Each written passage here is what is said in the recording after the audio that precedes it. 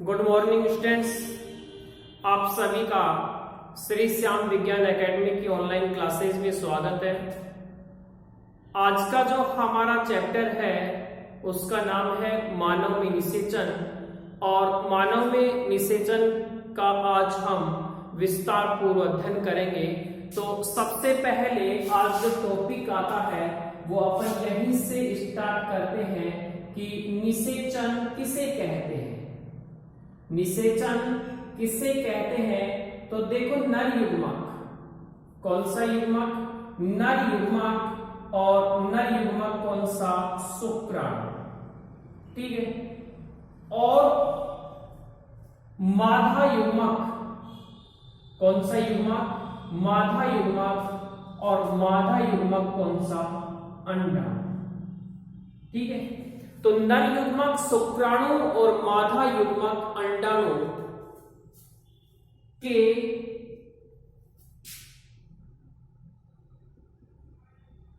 संलयन के फलस्वरूप, चलो अपन ऐसे करें, नर युग्मक और मादा युग्मक के संलयन को क्या कहते हैं? निषेचन कहते हैं, यानी कि फर्टिलाइजेशन कहते हैं। और ये परिभाषा मैंने आपको नेक्स्ट टाइम बताई भी थी ऑफलाइन क्लासेज में कि नर युग्मक और नर युग्मक कौन सा? शुक्राणु। और मादा युग्मक कौन सा? अंडाणु। दोनों के संलयन की प्रक्रिया को अपन क्या कहते हैं? निषेचन कहते हैं। अब देखो, निषेचन के फलस्वरूप, निषेचन के फलस्वरूप, निषेचन के फलस्वरूप द्विगुणित युग्मनज, द्विगुणित युग्मनज यानी कि 2n का क्या होता है? निर्माण होता है। तो प्यारे बच्चों, ध्यान रखना कि नर युग्मक और नर युग्मक कौन सा? शुक्राणु। तो देखो, नर युग्मक और नर युग्मक कैसा होगा? अगुणित होगा। प्लस मादा युग्मक और मादा युग्मक भी कैसा होगा? अगुणित। जब दोनों आपस में संलयित होते हैं तो द्विगुणित युग्मनज, द्विगुणित युग्मनज। देखो, n और n कितने हो जाएंगे? 2n। द्विगुणित युग्मनज का क्या करते हैं? निर्माण करते हैं। द्विगुणित युग्मनज का क्या करते हैं? निर्माण करते हैं। ठीक है। तो यहां तक किसी को दिक्कत नहीं होनी चाहिए कि नर युग्मक शुक्राणु और मादा युग्मक अंडाणु दोनों के संलयन की प्रक्रिया को निषेचन कहते हैं, और निषेचन के फलस्वरूप द्विगुणित युग्मनज का क्या होता है? निर्माण होता है। तो नर युग्मक अगुणित होगा, मादा युग्मक भी अगुणित होगा, दोनों मिलकर द्विगुणित युग्मनज का क्या करते हैं? निर्माण करते हैं। अब देखो, निषेचन की प्रक्रिया में अगला पॉइंट समझना। निषेचन की प्रक्रिया में, निषेचन की प्रक्रिया में, निषेचन की प्रक्रिया में क्या होता है? उभय मिश्रण होता है। निषेचन की प्रक्रिया में क्या होता है? तो ध्यान रखना, निषेचन की प्रक्रिया में क्या होता है? उभय मिश्रण होता है। और इसके अंतर्गत कितने चरण आते हैं? इसके अंतर्गत 2 चरण आते हैं। कितने चरण आते हैं? 2 चरण आते हैं। ध्यान रखना कि निषेचन की प्रक्रिया में क्या होता है? उभय मिश्रण होता है, और इसमें 2 चरण आते हैं। 2 चरण कौन कौन से होंगे? एक आता है केंद्रक संलयन, और जो दूसरा जो चरण आएगा वो दूसरा चरण का नाम क्या होगा? कोशिका द्रव्य संलयन। दूसरा जो चरण होगा वो कौन सा होगा? कोशिका द्रव्य संलयन। अब देखो, केंद्रक संलयन में इनमें दोनों युग्मकों का, चाहे वो नर युग्मक हो चाहे मादा युग्मक हो, दोनों युग्मकों का दोनों युग्मकों का क्या होता है, दोनों युग्मकों का केंद्रक, दोनों युग्मकों का क्या होता है, केंद्रक संलयन होता है, चाहे वो नर युग्मक हो और चाहे कौन सा हो, मादा युग्मक हो, यानी कि जो दोनों युग्मक हैं, दोनों युग्मकों के प्राकेंद्रकों का इसमें क्या होता है, संलयन होता है। दूसरा है कोशिका द्रव्य संलयन। तो ध्यान रखना, दोनों युग्मकों का कोशिका द्रव्य जुड़ता है। यहां पर देखो कोशिका द्रव्य संलयन, तो दोनों युग्मक, और दोनों युग्मक कौन कौन से, नर युग्मक और मादा युग्मक, इन दोनों युग्मकों के कोशिका द्रव्य, कोशिका द्रव्य का क्या होता है, संलयन होता है, जिसे अपन क्या कहेंगे, जिसे अपन कहते हैं कोशिका द्रव्य संलयन। वापस से देख लो, नर युग्मक और मादा युग्मक यानी कि शुक्राणु और अंडाणु दोनों के संलयन की प्रक्रिया को निषेचन कहते हैं, और निषेचन के फलस्वरूप द्विगुणित युग्मनज का क्या होता है, निर्माण होता है। निषेचन की प्रक्रिया में क्या होता है, उभय मिश्रण होता है, जिसके अंतर्गत दो चरण आते हैं। दो चरण कौन कौन से होंगे, एक केंद्रक संलयन और दूसरा कोशिका द्रव्य संलयन। केंद्रक संलयन में नर युग्मक और मादा युग्मक, इन दोनों के केंद्रक आपस में संलयन हो जाएंगे, दोनों जुड़ जाएंगे। जबकि आता कोशिका द्रव्य संलयन, तो कोशिका द्रव्य संलयन में क्या होगा, दोनों युग्मक, चाहे वो नर युग्मक हो और मादा युग्मक, इन दोनों का कोशिका द्रव्य आपस में क्या हो जाएगा, जुड़ जाएगा। उसके बाद में नेक्स्ट पॉइंट हमारा होगा निषेचन के प्रकार।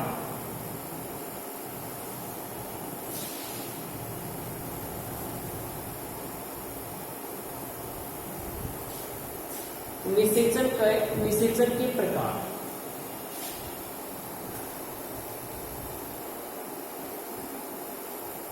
निषेचन के प्रकार, देखो अगर अपन निषेचन देखें तो निषेचन कितने प्रकार का होगा, दो प्रकार का होता है। निषेचन दो प्रकार का होता है। अब भाई दो प्रकार का कौन कौन सा होगा, एक तो होगा बाह्य निषेचन और दूसरा होगा आंतरिक निषेचन। एक होगा बाह्य निषेचन और दूसरा कौन सा होगा, आंतरिक निषेचन होगा। देखो सबसे पहले इसमें अपन पढ़ते हैं बाह्य निषेचन। तो मैं यहां पर बोर्ड पर लिख देता हूं, इस प्रकार के निषेचन में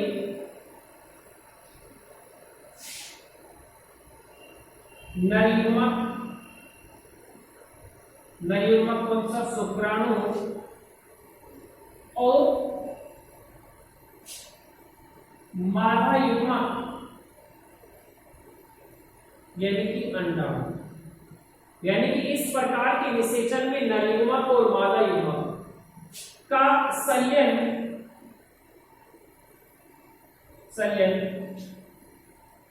शरीर के बाहर होता है। तो ये ध्यान रखना, यानी कि इस प्रकार के निषेचन में नर युग्मक और मादा युग्मकों का जो संलयन होता है वो शरीर के बाहर होता है। अर्थात अपन कह सकते हैं अर्थात इस प्रकार का निषेचन,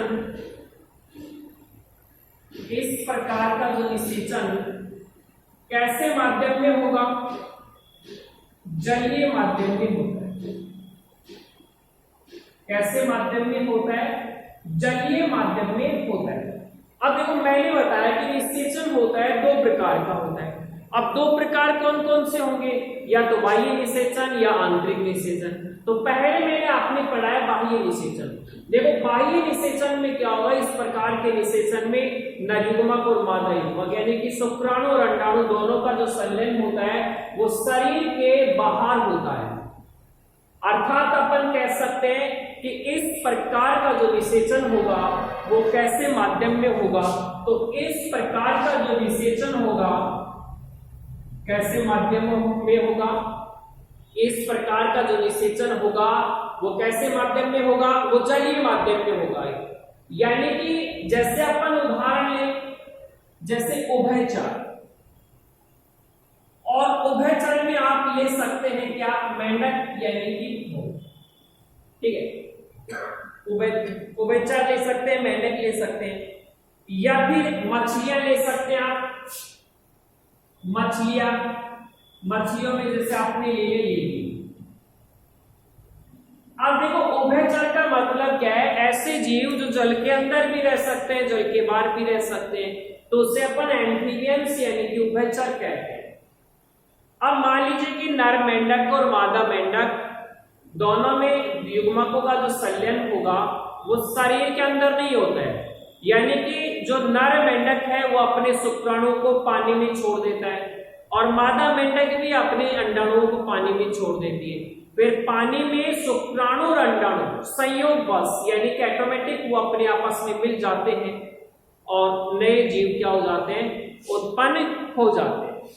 दूसरा अगर अपन प्रकार लें तो दूसरा जो प्रकार है हमारा आंतरिक निषेचन। नाम से पता चल रहा है, यानी कि इस प्रकार के निषेचन लिखेंगे, चलो अपन इस प्रकार के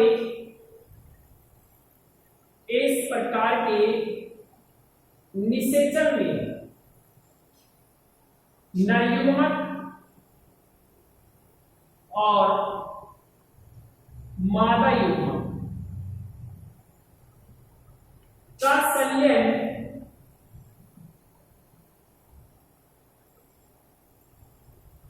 शरीर के अंदर होता है, यानी कि आंतरिक निषेचन में नरयुग्मक और मादा युग्मक का जो संलयन होगा वो शरीर के क्या होता है, अंदर होता है। तो इस प्रकार के जो निषेचन को अपन आंतरिक निषेचन कहते हैं। उदाहरण ले सकते हैं, जैसे मनुष्य में कौन सा, मनुष्य है, सर्प है जो रहकर चलते हैं, और अगला कौन सा आ जाएगा, पक्षी। तो इनमें जो निषेचन होगा वो कैसा होगा, आंतरिक निषेचन होता है। उसके बाद में अगला पॉइंट लेते हैं अपन,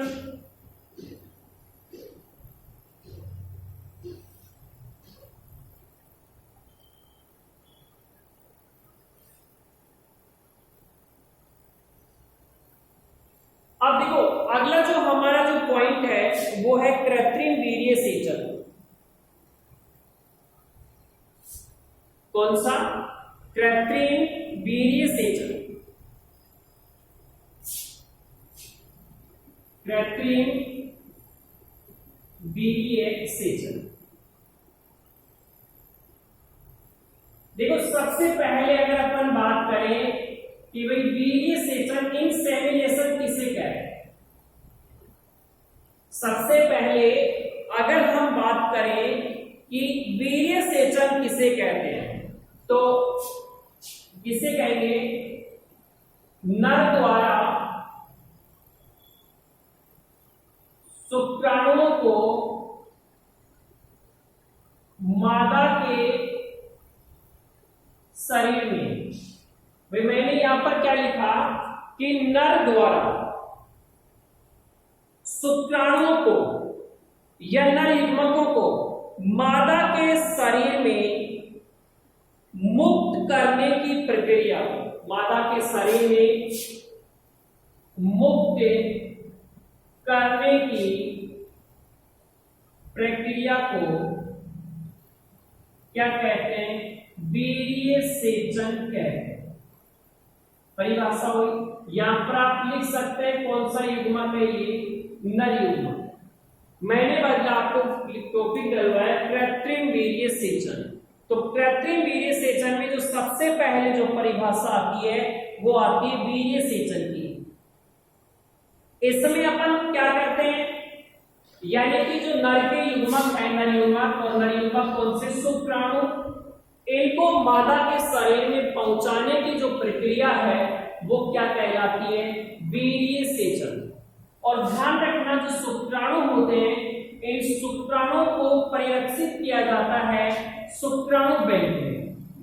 शुक्राणु को किसमें परिरक्षित यानी कि किसमें सुरक्षित रखा जाता है, शुक्राणु बैंक में।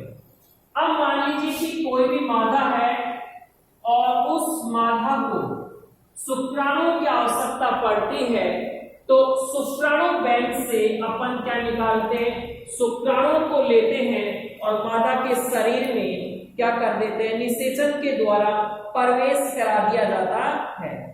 यानी कि आवश्यकता के अनुसार मादा के गर्भाशय में मुक्त कर निषेचन करवाया जाता है। इस प्रक्रिया को कृत्रिम वीर्य सेचन कहते हैं। भाई कृत्रिम वीर्य सेचन किसे कहते हैं, आवश्यकता के अनुसार माता के जो गर्भाशय है उस गर्भाशय में निषेचन के द्वारा किसको प्रवेश करा दिया जाता है, शुक्राणु को प्रवेश करा दिया जाता है। इसे अपन कहेंगे कृत्रिम। कृत्रिम का मतलब होता है आर्टिफिशियल, यानी कि पहले से किसी दूसरे व्यक्ति के जो शुक्राणु वो को लेकर दूसरे स्त्री के गर्भाशय में शुक्राणु को निषेचन के द्वारा प्रवेश करा दिया जाता है। तो वो जो प्रक्रिया है वो क्या कहलाएगी, वो प्रक्रिया कहलाएगी कृत्रिम वीर्य सेचन। इसके बाद में अगला आता है निषेचन की क्रियाविधि।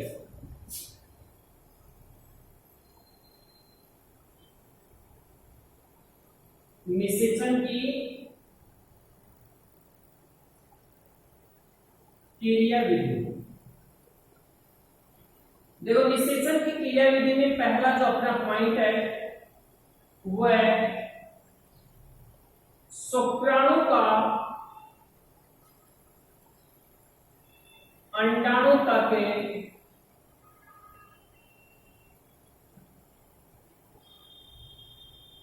पहुंचना। निषेचन की क्रियाविधि में सबसे पहले मैंने पॉइंट लिखा है कि शुक्राणु का अंडाणु तक पहुंचा। अभी थोड़ी देर पहले मैंने आपको एक परिभाषा बताई थी वीर्य सेचन। वीर्य सेचन किसे कहेंगे, यानी कि जो नर द्वारा शुक्राणु को मादा के शरीर गर्भाशय में पहुंचाने की प्रक्रिया को वीर्य सेचन कहते हैं। भाई आपको कहां तक, यानी कि शुक्राणु को अंडाणु तक पहुंचाना है तो पहला मैंने जो पॉइंट लिखा कि जो नर होगा वो अपने शुक्राणु को मादा के शरीर में पहुंचाने की प्रक्रिया को क्या कहते हैं, वीर्य सेचन। जब मनुष्य वीर्य का स्खलन करता है, वीर्य का क्या करता है, स्खलन करता है, यानी कि वीर्य को निकालता है तो उसके वीर्य में लगभग 400 मिलियन, लगभग कितने मिलियन, 400 मिलियन शुक्राणु, यानी कि अपन कह सकते हैं कि इस स्खलन में 400 मिलियन शुक्राणु पाए जाते हैं। 400 मिलियन क्या पाए जाते हैं, शुक्राणु पाए। जब कोई भी व्यक्ति वीर्य का स्खलन करता है तो उसके वीर्य में, जब वो स्खलन करेगा उस वीर्य में कितने मिलियन शुक्राणु पाए जाएंगे, लगभग 400 मिलियन क्या पाए जाते हैं, शुक्राणु पाए जाते हैं। अब देखो इस 400 मिलियन शुक्राणु में से 100 शुक्राणु, कितने शुक्राणु, 100 शुक्राणु ही फैलोपियन नलिका तक, फैलोपियन नलिका तक क्या हो पाते हैं, पहुंच पाते हैं। भाई जब व्यक्ति वीर्य का स्खलन करेगा तो 400 मिलियन शुक्राणु पाए जाते हैं और 400 मिलियन शुक्राणु में से 100 शुक्राणु ही कहां तक पहुंच पाते हैं, फैलोपियन नलिका तक पहुंच पाते हैं। शुक्राणु होते हैं, मैंने क्या लिखा, शेष जो शुक्राणु होते हैं वो मादा की जनन नाली, मादा की जनन नाली की अम्लीयता के कारण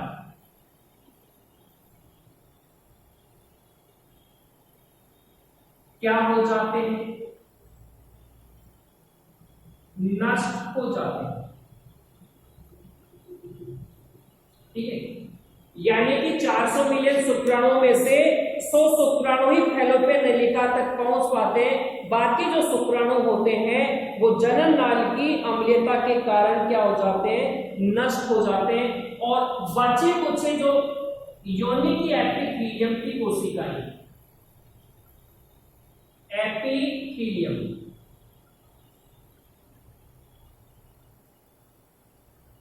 कोशिका शुक्राणु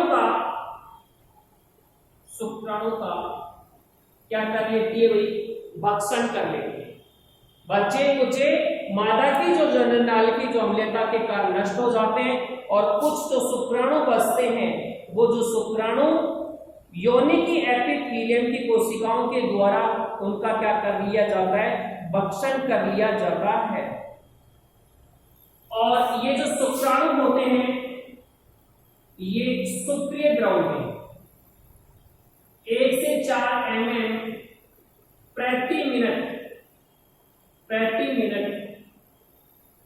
से तैरते रहते हैं। ठीक है, मैंने बताया कि ये जो शुक्राणु सुक्रिय द्रव में 1 से 4 mm प्रति मिनट की दर से क्या रहते हैं, तैरते रहते हैं। शुक्राणु की जो गति है वो फैलोपियन नलिका और गर्भाशय में कर्माकुंचन के कारण ये जो शुक्राणु है ये आगे की ओर क्या करते हैं, गति करते हैं। और ये जो प्रत्येक जो शुक्राणु होते हैं एक अपनी ही जाति के अंडाणु को निषेचित करने की क्षमता होती है। लिख सकते हैं प्रत्येक शुक्राणु में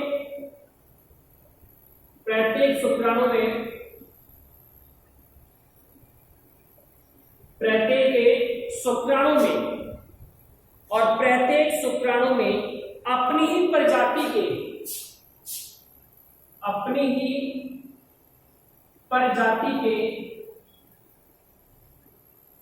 अंडाणु को निषेचित करने की क्षमता पाई जाती है, जिससे शुक्राणु का योग्यता अर्जन कहते हैं।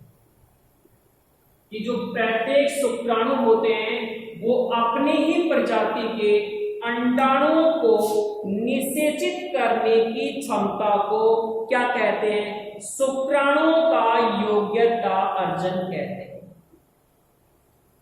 अब शुक्राणु लयनकारी एंजाइम की क्रिया के फलस्वरूप, यानी कि शुक्राणु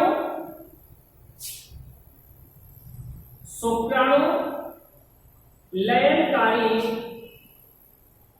एंजाइम की क्रिया के फलस्वरूप जो शुक्राणु होते हैं वो अंडाणु तक क्या हो जाते हैं, अंडाणु तक पहुंच जाते हैं। और ये जो क्रिया होती है ये लगभग कितने घंटों में होती है, ये क्रिया होती है लगभग 5-6 घंटों में। यानी कि प्रत्येक जो शुक्राणु है वो अपनी प्रजाति के अंडाणु को निषेचित करने की क्षमता पाई जाती है, जिससे शुक्राणु को योग्यता अर्जन कहते हैं। और शुक्राणु लयनकारी एंजाइम के कारण यानी कि शुक्राणु अंडाणु तक पहुंच जाते हैं और ये क्रिया 5 से 6 घंटों में हो जाती है। और उसके पश्चात शुक्राणु अंडाणु में क्या करने लगता है, प्रवेश करने लगता है।